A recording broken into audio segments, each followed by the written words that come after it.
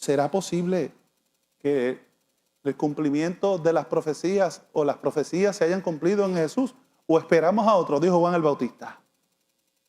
¿O esperan a otro, como dicen los judíos, y ciertas doctrinas que hay por ahí?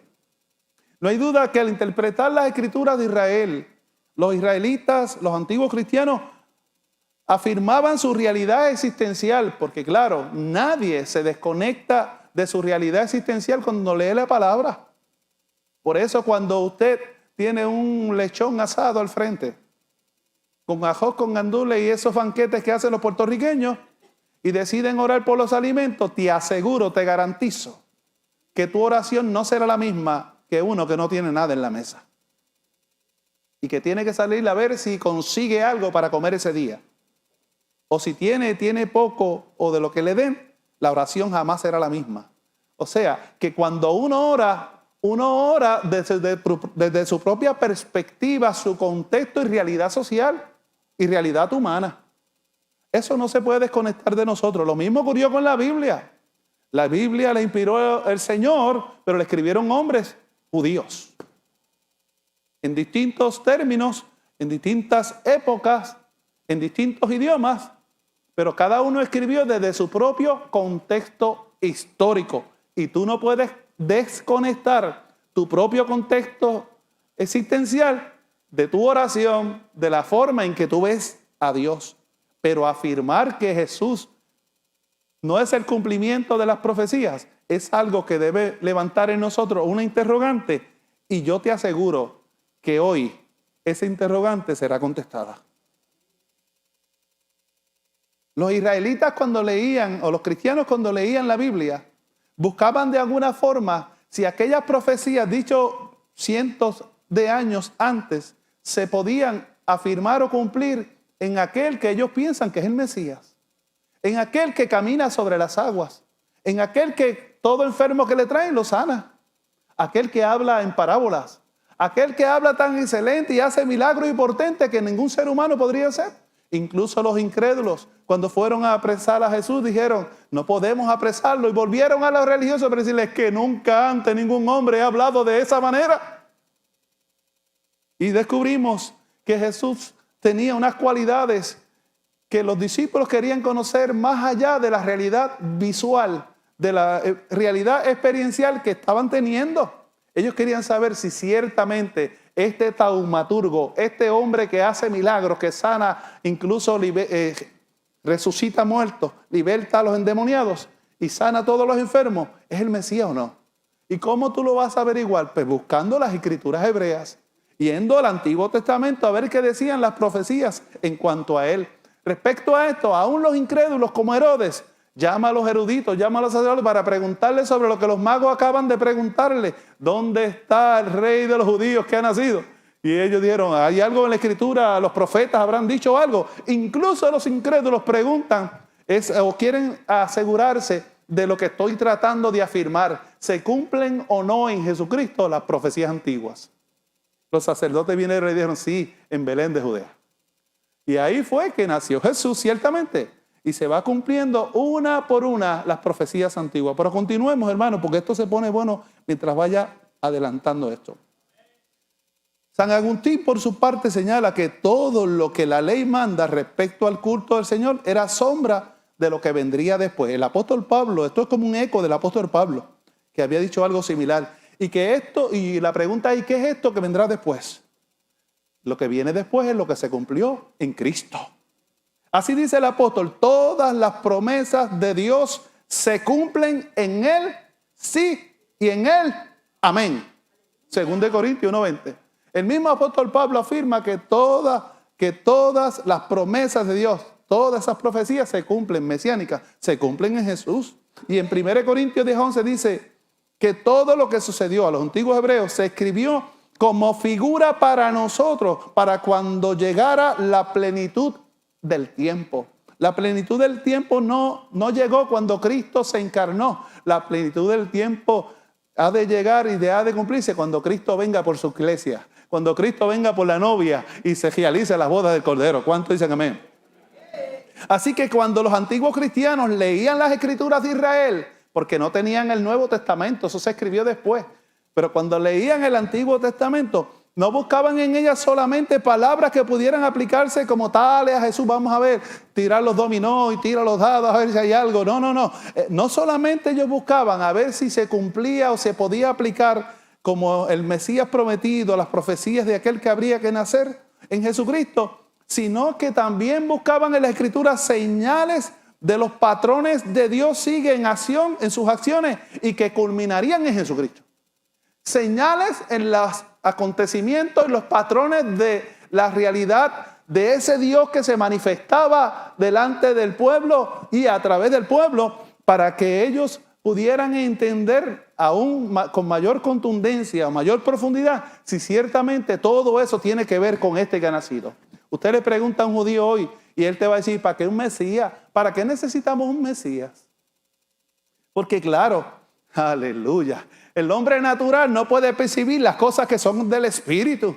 Y es por el Espíritu que nosotros creemos por fe que Jesucristo nació. Además de los relatos históricos, cristianos y no cristianos, siendo Josefo, Flavio Josefo, el que más, por lo menos un poquito más escribió sobre Jesús, aunque no era creyente, pudo afirmar que ese tal Jesús lo seguía mucha gente y cada vez se añadía más personas que le seguían en el camino porque lo consideró un hombre sabio, un gran maestro. Si aún los impíos, la gente que no cree, pueden hablar así de Jesús y no hay duda, aunque no hay demasiada evidencia de la realidad histórica del nacimiento de Jesús y de todas las cosas que hizo por testimonio de los que estuvieron presentes, pues entonces no vamos a creer si no es por medio del Espíritu, porque tú y yo no estuvimos allí. Ahora, por eso es importante que nosotros no depositemos nuestra fe en las obras. No debe ser tampoco que depositemos nuestra fe en el Señor por los milagros que Él haga en cada uno de nosotros o que veamos que hace en otros. Esos son migajas de lo grande, de lo que ha de venir. Eso no se ha de comparar con el peso de gloria que ha de venir. Y esa gloria y ese peso se manifiestan y están depositados en Jesucristo. Cuando la iglesia se afirma y se reafirma en su fe en Jesucristo, no por lo que hace, sino por lo que es una iglesia que está viva, es una iglesia que crece espiritualmente y es una iglesia fundada sobre la roca. Y esa roca es roca inconmovible y se llama Jesús.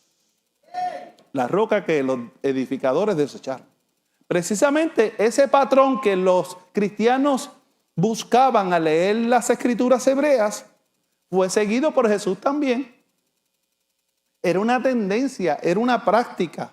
En el caso de Jesús, podemos afirmar que más allá de lo que los hombres hacían, estamos hablando del Hijo de Dios encarnado, del que habla el apóstol y de que hablan las escrituras. De aquel que la gente está creyendo y los que se han convertido, de que es el Hijo de Dios encarnado, que Dios se hizo hombre y nació a través de una virgen llamada María. Y nosotros lo creemos porque la palabra lo dice. Y si la palabra lo dice, yo lo creo. Alaba. Precisamente ese patrón Jesús lo siguió cuando en un momento dado fue a la sinagoga y le dieron un rollo de Isaías 61, verso 1, y que Lucas lo translitera en 4, 16, 21, cuando dijo, hoy se ha cumplido esta escritura delante de vosotros. ¿Y qué dice esa escritura? El Espíritu del Señor me guió y dice, para vendar a los heridos, para sanar a los enfermos, para anunciar el año agradable del Señor y otras bendiciones que solamente alguien que tiene un poder sobrenatural puede realizar. Jesús doble el rollo, se lo da y le dice, hoy se ha cumplido esta escritura. Así que Jesús mismo siguió el patrón de lo que era una práctica común y normal y natural en la lectura del pueblo hebreo, especialmente de los cristianos, que estaban buscando y confiando si llegaba el Mesías o si no viene el Mesías. No es lo mismo nosotros hoy. No decimos, Cristo viene pronto, viene por su iglesia y el que no esté listo simplemente se quedará. Y afirmamos que tenemos que estar listos. Afirmamos que la venida de Cristo está más cerca ahora que lo que estuvo ayer y ciertamente es así. Y afirmamos que anhelamos y que todos quisiéramos que Jesús viniera cuando estamos vivos para poder ver con estos ojitos cómo el deseado de las naciones desciende en las nubes y los ángeles juntamente con él. Sería maravilloso. Y tenemos esa esperanza escatológica en que Cristo viene por su iglesia. Si Cristo no viene por su iglesia y nosotros dejamos de creer en eso, ¿en qué vamos a creer? Nos convertiríamos en una secta que se reúne en un club para hablar de alguien que dijo que era el Mesías, pero que no sabemos nada de él, porque hace más de 2000 años que se murió. Pero la historia radica, de la historia se desprende que la iglesia naciente, con sus batallas, con sus altas, con sus bajas, con sus luchas, con su oposición, con sus sacrificios, con sus esfuerzos, incluso hasta con la muerte, pelearon la buena batalla de la fe y dijeron, es verdadero, yo lo siento, yo lo he experimentado y no tengo duda de que el Señor es el Hijo de Dios. Así que Jesús le dice, esa escritura se ha cumplido hoy, hablando que se ha cumplido en Él. Y así subsecuentemente en los 4 evangelios, si usted los lee poco a poco, y las cartas principalmente las de Pablo, aunque también las de Pedro, notará que cuando habla del resucitado, de la ascensión del Mesías al cielo y de su pronta venida, la segunda venida, se refieren todas a Jesucristo. Ahora bien, por supuesto, esto era importante para ellos. Aún así, en medio de ellos había gente incrédula. Dígale al que está a tu lado, en el tiempo de Jesús había gente incrédula. Y también habían falsos maestros. El texto áureo de nosotros que se encuentra para este mes, y ese es el que voy a leer ahora, primera de Juan 5, 18 al 20, dice, sabemos que todo aquel que ha nacido de Dios no practica el pecado, pues aquel que fue engendrado por Dios le guarda y el maligno no le toca. Sabemos que somos de Dios y el mundo entero está bajo el maligno. Sabemos que el Hijo de Dios ha venido y nos ha dado entendimiento para conocer al que es verdadero. Y estamos en el verdadero, en su Hijo Jesucristo. Este es el verdadero Dios y la vida eterna. Cuando leemos pasajes como estos y afirmamos lo que acabo de decir, que en el tiempo de la iglesia primitiva no solo habían falsos creyentes, y cuando digo falsos creyentes es gente que cree, pero son falsos. Cree por vista, cree de apariencia, pero en su interior no hay una convicción firme de fe, de dar la vida si es necesario por el Señor. Esos son los que son incrédulos, creyentes incrédulos, que no tienen nada, ningún fundamento sólido y que tampoco se les puede pedir nada. Son los que oran para que se mueva la montaña y cuando amanece y no se movió la montaña dice, yo sabía que no se iba a mover. Que tú le pides que oren por ti porque tiene una enfermedad y cuando te dicen ahora se deterioró más, en vez de verlo como un impulso que está tomando el Señor para completar el milagro y que sea más prodigioso, decimos, yo sabía que este estaba a punto de morirse. Entonces, ¿para qué oraste? Ora para que Dios se lo lleve rápido, ¿verdad? Que no se les ocurra orar para el pastor para que Dios se lo lleve rápido. Si estamos enfermos, ore para que Dios me sane. Y Él me sana si Él quiere, gózate. Porque la responsabilidad no caerá nunca, nunca en la iglesia. La responsabilidad es de Dios. Y Él hace como Él quiere y tiene misericordia de quien Él quiere tener. Lo que no sabemos es si la misericordia que Dios quiere tener, la quiere tener contigo en ese momento y te puede utilizar a ti como un arma, como una herramienta de bendición para esa vida. Y tú creyendo que no se va a lograr porque el diagnóstico y lo que estoy viendo, el cuadro clínico es demasiado terrible, es demasiado imposible, pues no oras como debieras orar. Yo me pregunto si tú oras con el mismo ímpetu por un catajo que por un cáncer terminal con metástasis etapa 4, encamado lleno de úlceras. A la baja. Debiéramos orar siempre con el mismo ímpetu, con la misma fuerza y con la misma fe, porque habrá algo imposible para Dios, hermano. No hay nada imposible para Dios. Ahora bien, yo he visto gente que han estado, yo trabajo en hospitales, y he visto gente que ya están sentenciados, llamen a hospicio para que los vengan a atender. De repente hemos hecho una oración, incluso cánceres. Hemos hecho una oración de fe creyendo que Dios lo puede hacer y Dios los levanta. Tienen que cancelar inmediatamente el hospicio porque Dios hizo algo sobrenatural. Y he vivido experiencias como esa innumerables veces. En muchas ocasiones como Dios cambia los planes. Incluso como en ocasiones ocurrió en la Escritura, como el rey Ezequías, por ejemplo, a alguien que estaba sentenciado para muerte, por su clamor, por la oración, dijo, le voy a dar 15 añitos más de vida. ¿Cuánto quieres tú? Alaba. Por conclusiones como esta de incrédulos y maestros falsos, es que nace este texto bíblico. O textos como este de Primera de Juan 5, 18 al 20. Donde están defendiendo la causa de Cristo. Donde están hablando de lo que es veraz para ellos y que es irrefutable para ellos. Pero que los indoctos tuercen. Que los incrédulos y los falsos maestros tergiversan.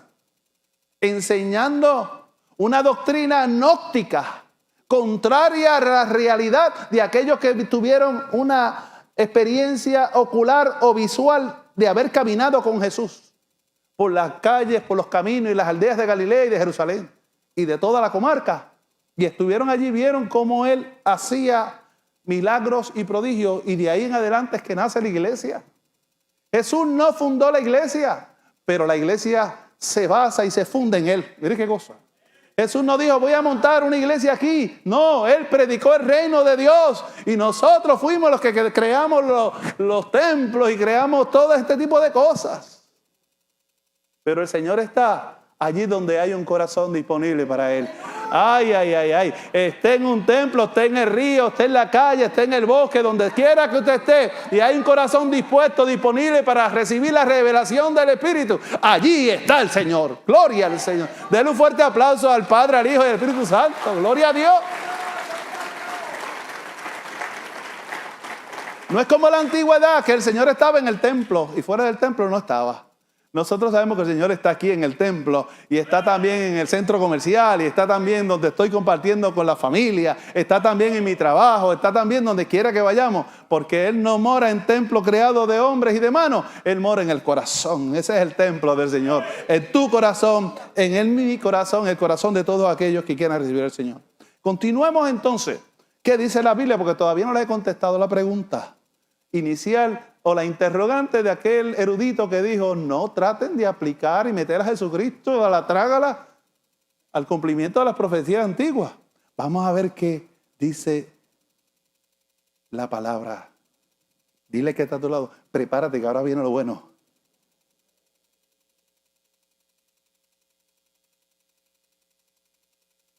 Cuando leemos la Biblia con ojos abiertos, yo me reía cuando yo escribía esto, Lucy y Sonia, que son los maestros excelentes, y otros más que hay aquí.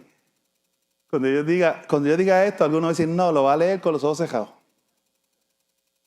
Cuando leemos la Biblia con ojos abiertos, no es que lo estés leyendo que no se pueda leer si no es con los ojos abiertos. Es que hay gente que lee la Biblia, pero los ojos espirituales los tiene cerrados. Lo que ven es letra, y esa letra mata. Y esa letra da conocimiento. Pero esa palabra que es letra que mata, que da entendimiento humano, no se convierte en rema. Y convertirse en rema es que esta palabra que yo estoy leyendo, de alguna forma, por medio del Espíritu Santo, se vuelve carne, se vuelve vida y me habla a mi propia experiencia y a mi propia circunstancia existencial. Cuando la palabra se torna en rema es cuando yo digo, Dios, háblame, Señor, que perezco. Háblame, que te necesito. Señor, háblame por medio de tu palabra. Espíritu, revélame lo que tienes para mí. Y cuando vas a la Escritura y empiezas a leer y el Espíritu coge esa palabra, que tal vez la has leído anteriormente muchas veces, pero ahora tiene algo diferente, sale del papel, sale la tinta, sale la letra y te dice, esta es la palabra que tú necesitas. Se convierte en rema porque me habla directo al corazón y transforma mi vida. Me hace ser mejor hombre, mujer de Dios. Me hace empezar a caminar cuando estoy aguantado. Me hace creer cuando estaba perdiendo la fe. Me da fuerzas para seguir hacia adelante. Y muchas otras características maravillosas que podemos adquirir cuando leemos la palabra de Dios. Así que descubrimos que la Escritura, cuando la leemos con ojos abiertos para ver qué tiene nuevo que decirnos, porque siempre tiene algo nuevo, es viva y eficaz, es como un río vivo. descubrimos cuán innegable que en Cristo se cumplen una gran cantidad de profecías proferidas en el libro sagrado, cientos de años antes de que Él naciera. Por mencionar algunas, y díganme ustedes en voz alta, cada vez que yo lea una y usted me dice en quién se cumplió. ¿Está bien? Se han aumentado más que los cabellos de mi cabeza los que me aborrecen sin causa. Salmo 69:4. ¿En quién se cumple eso? Uno nada más lo creyó, pero déjame seguir a ver si estos mazos de incrédulos creen un poquito más. Aún el hombre de mi paz en quien yo confiaba, el que de mi pan comía, alzó contra mí el calcañar. Salmo 41:9. ¿De quién está hablando la Escritura? Y era el pastor y serán esparcidas las ovejas. Zacarías 13:7. De mi cuerpo, di mi cuerpo a los heridores y mis mejillas a los que me mesaban la barba. No escondí mi rostro de injurias ni de disputos. Isaías 56. Horadaron mis manos y mis pies. Salmo 22:16. Dios mío, ¿por qué me has desamparado? Salmo 22:1. Ciertamente llevó Él nuestras enfermedades y sufrió nuestros dolores, y nosotros lo tuvimos por azotado, por herido de Dios y abatido. Isaías 53:4. Mirarán a mí a quien traspasaron. Zacarías 12:10. Porque no dejarás mi alma en el Seol, ni permitirás que tu santo vea corrupción. Salmo 16:10. Y otras multiplicidad textuales que tengo aquí que no voy a leer, pero que siguen y se cumplieron y se siguen cumpliendo hasta el fin de los tiempos en la persona de Jesucristo. La Biblia es la Biblia de Dios. Y Jesucristo es el verdadero Dios, que se encarnó y que se reveló de manera finita y limitada para que tú y yo lo pudiésemos amar y pudiésemos recibirlo y entenderlo. Vale la pena mencionar que en ningún otro escrito religioso del mundo encontramos profecías específicas como las que tiene la Biblia.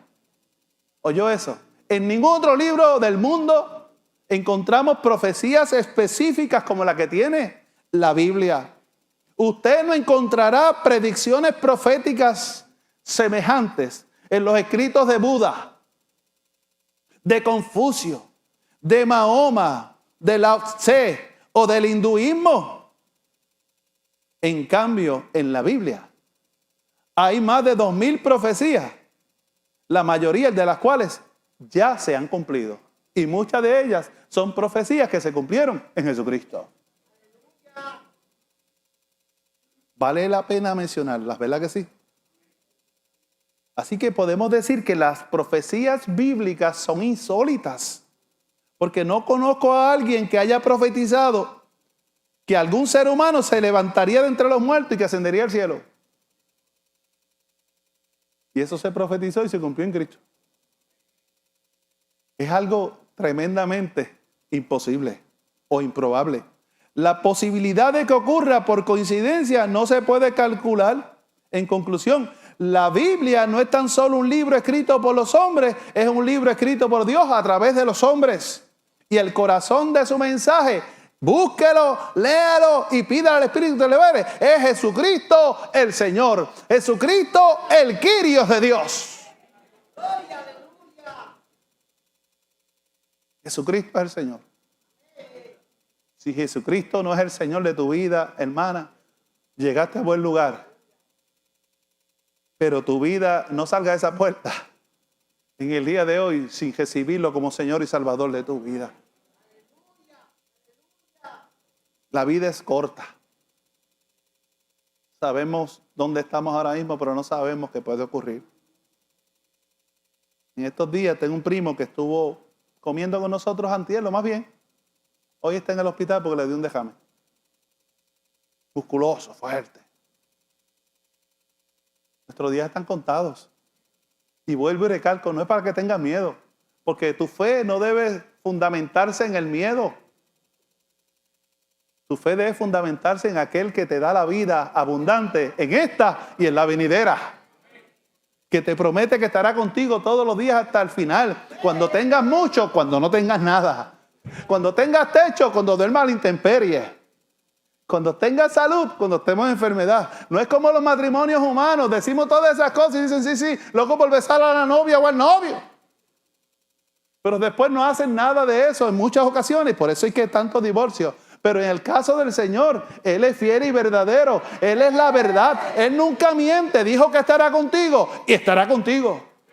Dijo que proveerá. Él proveerá. Dijo que suplirá. Él suple. Dios no miente. Aleluya. Y si yo no lo hubiera experimentado, no te lo estuviera predicando.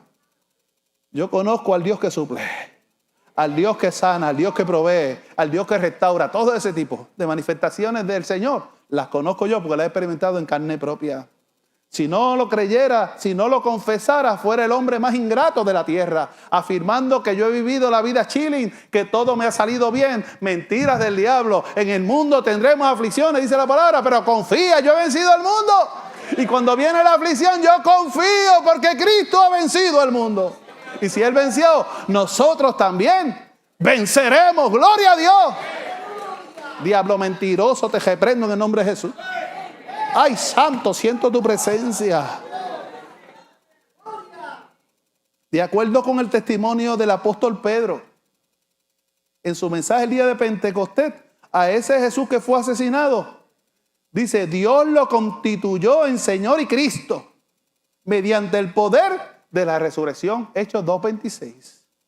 Afirmación que en palabras del apóstol de los gentiles, el apóstol Pablo, a ese Señor y Cristo del que habla Pedro, Dios lo exaltó hasta lo sumo y le otorgó el nombre que está sobre todo nombre, para que en el nombre de Jesús, alaba mi alma, en el nombre de Jesús, pueblo, en el nombre de Jesús, se doble toda rodilla de los que están en el cielo, de los que están en la tierra y debajo de la tierra, y toda lengua confiese que Jesucristo es el Señor, para gloria de Dios Padre. Filipenses 2:9 al 11. Él es el Señor, Él es el verdadero Dios, Él es el verdadero. No esperes a otro, ya lo tienes aquí. Ya se ha manifestado y está disponible para ti que nos ves por las redes digitales o para alguno de aquí que no le haya conocido.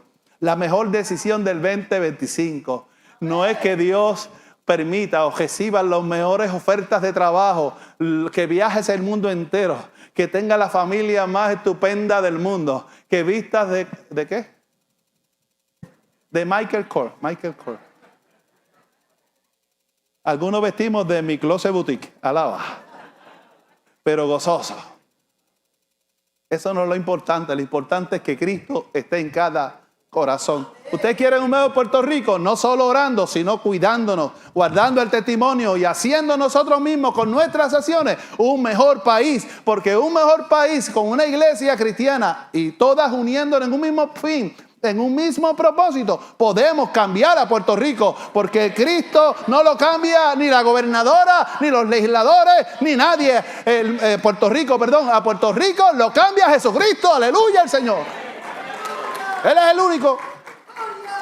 Si Cristo no está allá en las leyes, en el salón de las leyes, no está donde se hace la legislatura y se cumplen todos los acuerdos administrativos de este país, no vamos para ningún lado. Lo mismo ocurre en Estados Unidos. No crean todo lo que digan los presidentes y los gobernantes. Pídanle a Dios que les diga lo que es verdad y lo que no es verdad. Y oren por ellos para que aprendan a vivir con la verdad, aunque le cueste el puesto. Porque no se trata de lo que dicen los hombres, sino se trata de lo que dice Dios. Y sea Dios veraz y todo hombre mentiroso. Yo le creo a Dios. Porque a veces el que come y moja el pan conmigo, ese es el que me va a mandar a crucificar y me está vendiendo por 40 monedas de plata. Alaba. Entonces, todavía hay un poquito más, todavía hay el postrecito ahora. Según nuestro texto que leímos, vamos al texto. Comenzando en el 18 al 20, dice, comienza, sabemos. Dile que está a tu lado, hermano, sabemos. Grábese esa palabra, dice, sabemos que todo el que ha nacido de Dios no practica el pecado. Pastor, pero yo pequé ayer. Pero seguiste haciendo eso, lo sigues haciendo hasta ahora. Pues Dios te da una oportunidad para que hoy te arrepientas y no lo practiques más. Porque el que pone en ti ese deseo, ese remordimiento que hiciste algo mal, se llama Espíritu Santo, que te redarguye y te hace ver las cosas. Pero aquel que no tiene el Espíritu Santo, ay de él, porque a lo malo va a llamar bueno y va a seguir metiéndose como en el cojal de cerdo el hijo pródigo, deseando las algarrobas de los cerdos y enfangándose con el hedor y con el fango que aquel corral les pedía. Pero nosotros no somos de los que retroceden. Nosotros no somos de ese mundo. Aunque vivimos en el mundo, no somos en el mundo. En nosotros está el Paracleto que nos recuerda, por ahí no es, cometiste un error, arregla este asunto, reconcíliate con el hermano, reconcíliate con Dios y sigue caminando por la senda. Porque mis planes para ti son planes de bien, no de mal. Y tengo un propósito eterno contigo. No te creas poca o poco. Los planes de Dios son maravillosos y son portentosos y son grandes con aquellos que se sumergen en la presencia, en las aguas del Espíritu Santo de Dios. El cielo es el límite. Y usted le pone límites al Espíritu. Aunque el Espíritu es poderoso, pero es caballeroso. No te va a obligar a que te llene, a llenarte. No, tú tienes que anhelarlo, tú tienes que desearlo. Así que según el texto áureo dice, y sabemos que los hombres de Dios no practican el pecado, las mujeres de Dios. Pero en el 19 dice, sabemos. Vuelve con esta afirmación de que hay una seguridad intrínseca en él, en el autor de esta epístola, que se cree que fue Juan, aunque no lo puedo afirmar, el mismo autor del Evangelio, pero sí podemos creer, como dice la tradición, que él fue. Dice, y sabemos que somos de Dios. ¿Sabe usted que si es de Dios o no es de Dios? ¿Cuántos dicen amén? Yo soy de Dios, ¿sabe? Y la gente sabe que yo soy de Dios. No por el gabán, por mis frutos, por mi testimonio, por mi manera de relacionarme con la gente de afuera, por la manera en que yo hablo, por la manera en que yo actúo cuando ellos actúan. Ellos saben que cuando me invitan a una fiesta no pueden ponerse con chabacanerías delante de mí. Ellos saben que aunque ellos puedan beber por allá porque es un quinceañero de una sobrina o una boda de un familiar muy cercano y que yo quise acompañarlo, delante de mí no pueden ponerse a hacer chistes colorados, a la baja. Delante de mí no pueden venir con esa basofia que hablan en el mundo, hacerme contaminar, porque ellos saben y respetan quién soy yo en Cristo. Ellos saben, como nosotros sabemos, que somos de Dios. Y la gente que es de Dios y que alumbra y brilla la presencia de Cristo en su rostro y en sus acciones, la gente lo sabe, el mundo lo respeta. Pero aunque el mundo te respete, cuídate, porque toda la gente que no tiene a Cristo y no está lleno del Espíritu Santo, le pertenecen al maligno. Eso lo dice aquí. No son del Señor. Y usted no tiene que esconderse, meterse en una cueva para no contaminarse. Todo lo contrario. Si Dios le permitió que usted naciera de la madre que nació y del padre que nació y viviera en la casa que vive y se casara con la mujer que se casó o con el hombre que se casó o viviera la experiencia que usted vivió, es porque Dios puede utilizar esa experiencia, ese trasfondo para glorificar su santo y poderoso nombre. Porque nunca se ha tratado de nosotros, siempre se ha tratado de Él. Les acabo de afirmar la Escritura, que las profecías mesiánicas se cumplen en Él sí y en Él amén. Y continúa diciendo, pero sabemos. Allá dice sabemos, dice, pero sabemos, en una tercera afirmación de seguridad, de pertenencia, de saber que estamos firmes y acogidos bajo la sombra del Omnipotente, como los polluelos debajo de las alas de la gallinita, acurrucados debajo del manto de Dios. Sabemos que somos hijos de Dios y que Dios ha venido. Eso lo sabemos, decimos amén. Y que nos ha dado entendimiento para conocer al que es verdadero. Aleluya. Usted no lo va a conocer al natural, usted lo va a conocer en el Espíritu. Y lo interesante dice, nos ha dado entendimiento para conocer el que es verdadero y estamos en el verdadero. En su Hijo Jesucristo. Este es el verdadero Dios y la vida eterna. Y descubro de ese verso, y ya termino con esto, dice, sabemos. Así que él está seguro de en quién ha creído. La pregunta es, ¿sabes tú dónde estás parado? ¿Sabes tú en quién has creído? Pues camina orgulloso, sé un cristiano lleno del gozo de Jehová. Donde quiera que vaya, dile, gloria a Dios, no vivo yo, vive Cristo en mí. Ponte la camiseta, no te avergüences. Soy de Cristo, alaba. Y si compras dos, me regalas una y nos ponemos la camiseta los dos. Somos de Cristo. Porque no me avergüenzo del Evangelio. Aleluya. Sabemos, Él tiene una seguridad. Y dice además, número 2, que el Hijo de Dios ha venido, que es una afirmación para los doctores de la ley y para los falsos maestros y para los que se apartaron de la iglesia en el tiempo de esta segunda y tercera generación de creyentes. ¿Saben qué?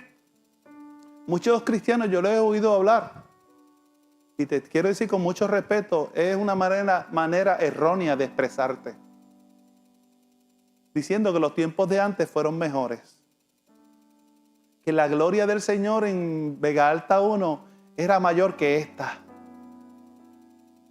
Para mí no son palabras del Espíritu,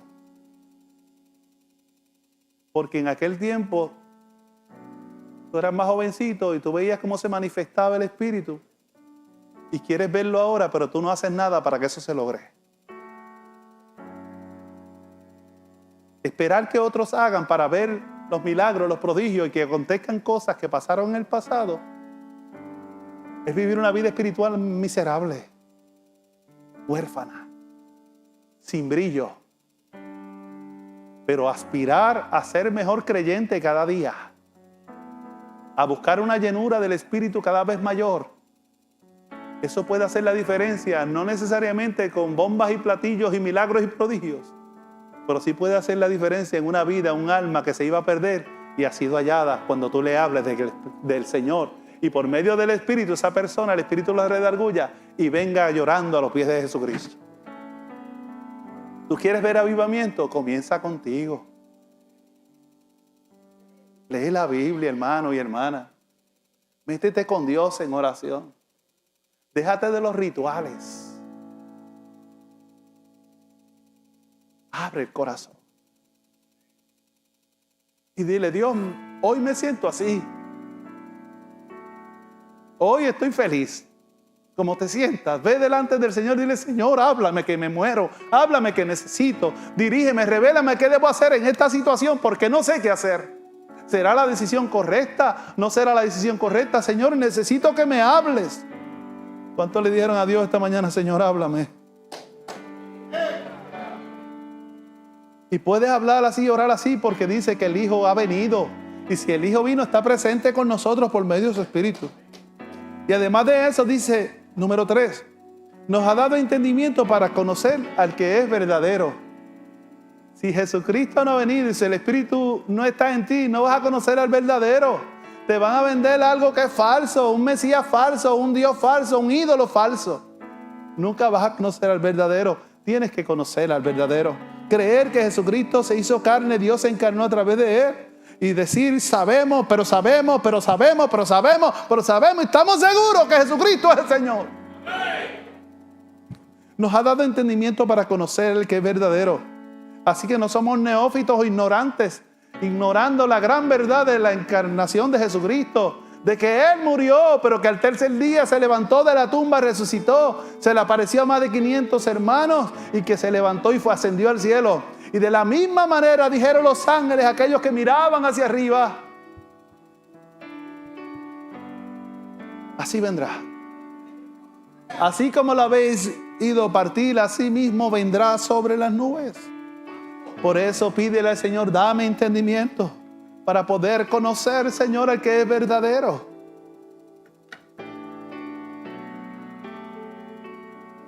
Pero afirma luego, pero estamos en el verdadero, en su Hijo Jesucristo. El que no tiene al Hijo, no tiene al Padre. Oh, dame repetir eso. El que no tiene al Hijo, no tiene al Padre.